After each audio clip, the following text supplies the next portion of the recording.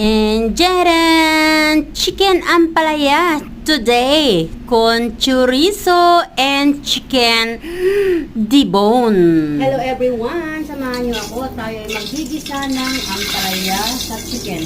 Lagay muna ang ating bawang. Sa mainit na ang oil, ilagay na rin ang ating sibuyas. Ilagay natin ito.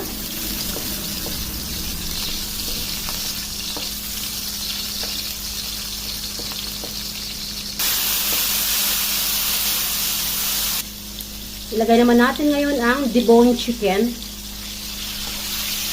Haluin lang hanggang sa maluto ang chicken bago natin ilagay ang ampalaya. Maglalagay din ako dito ng shrimp cubes. At sa gitna ng mga ricado, wawahiin ko lang yan.